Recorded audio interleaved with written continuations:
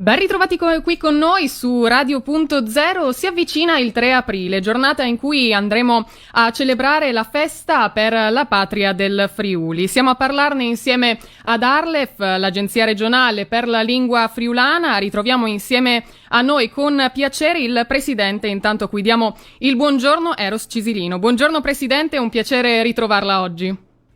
Buongiorno a voi, buongiorno agli ascoltatori.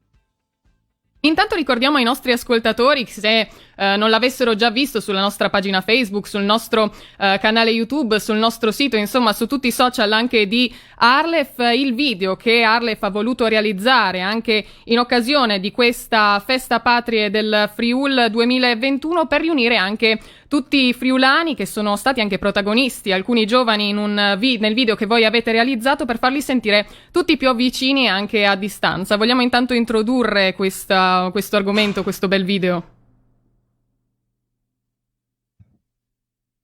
Ecco, vediamo se ritroviamo il presidente.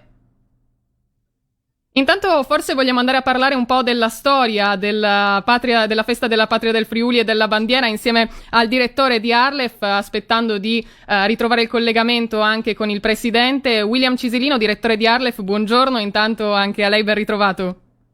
Buongiorno a lei, a tutti gli ascoltatori e anche a quelli che ci stanno vedendo. Iniziamo quindi dalla storia di questa festa nata proprio anticamente, che voi volete portare avanti con tutto lo spirito dei friulani nel mondo. Ma è una festa che ormai si celebra da quasi 50 anni, quindi ha già lei stessa una sua storia e fa riferimento a un fatto piuttosto lontano nella storia del Friuli, però importante, che è il 3 aprile 1077. Cosa succede il 3 aprile 1077? L'imperatore Enrico IV investe il patriarca di Aquileia dei titoli di conte duca del Friuli, e quindi sostanzialmente il patriarca diventa il principe e il capo di Stato, lo chiameremmo oggi, del Friuli dell'epoca, che peraltro era un territorio un po' più esteso rispetto a quello di oggi. Perché è importante quella data così lontana, medievale?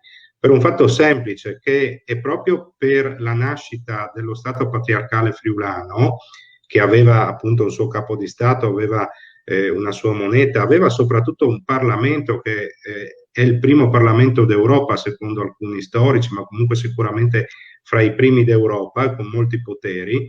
Diciamo, questa istituzione è stata fondamentale per il sorgere della lingua e della cultura friulana e del concetto di una terra che ha comune non solo lingua, ma anche tradizioni e leggi, no? Ed è durato fino al 1420, insomma, quindi è durato quasi 4 secoli.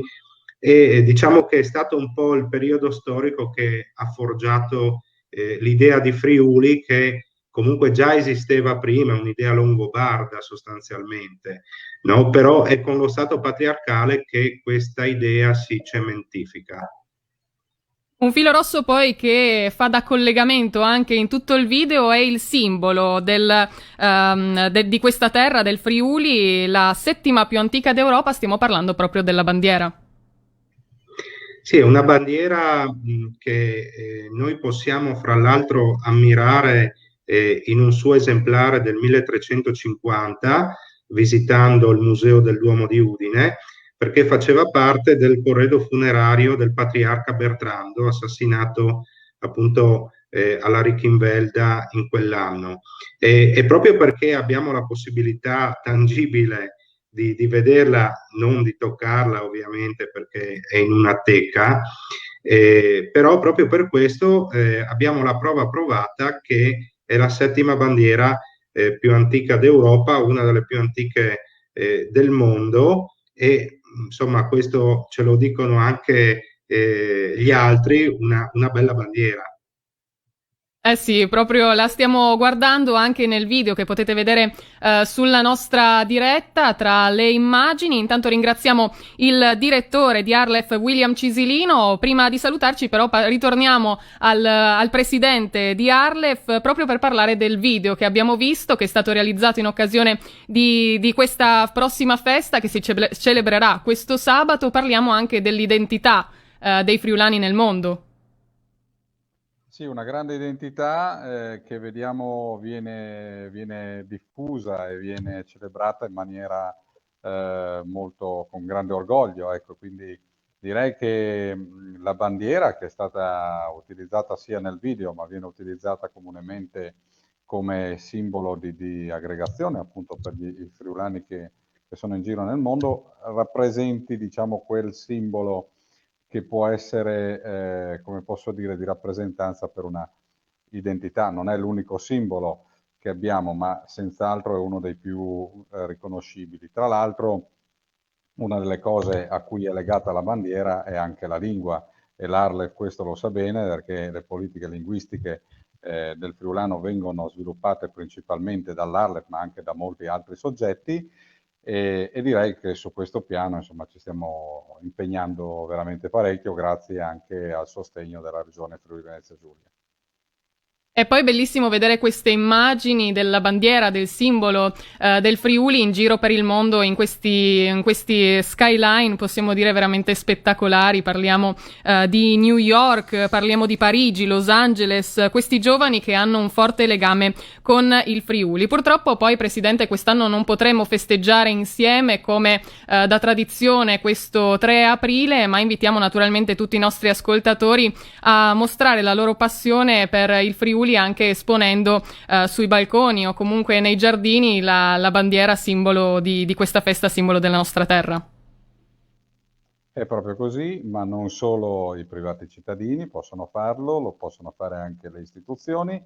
Noi abbiamo mandato delle bandiere a tutte le istituzioni presenti sul territorio regionale che sono identificate come appartenenti alla lingua friulana, per cui sicuramente a oltre 170 comuni, e appunto anche loro dovranno esporre la bandiera, lo faranno con molto piacere. Tra l'altro sono stati proprio loro a chiederci un quantitativo di bandiere per poter appunto celebrare in maniera perlomeno così simbolica a 360 gradi quello che si poteva fare per la festa dei Friuli di quest'anno, che come l'anno scorso appunto è afflitta anche da queste problematiche di tipo sanitario. Presidente, invitando anche tutti i nostri ascoltatori ad andare ancora a dare uno sguardo al video, vi ricordo ancora sulla nostra pagina Facebook, canale YouTube e tutti i nostri social. Vuole fare un augurio anche agli ascoltatori di Radio.0 per questo prossimo 3 aprile? Beh, un augurio lo faccio in friulano molto volentieri, anche per far Assolutamente. sentire agli ascoltatori un po' di lingua friulana. Tanti auguri, sparchista Fiesta del Friul, che sia una fiesta che anusten dondia ducce e che l'importante sta dondia e celebra col massimo rispetto, con la massima caratteristica nos riguarda proprio il nostro furlans, proprio che le si unis, questa Fiesta del Friul dal 2021. Tanti auguri.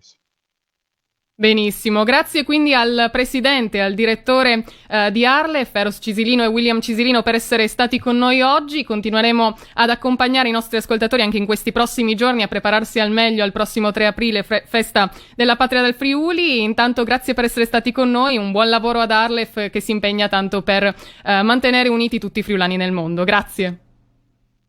Grazie a voi. Grazie a voi, Mandi. Mandi, buona giornata.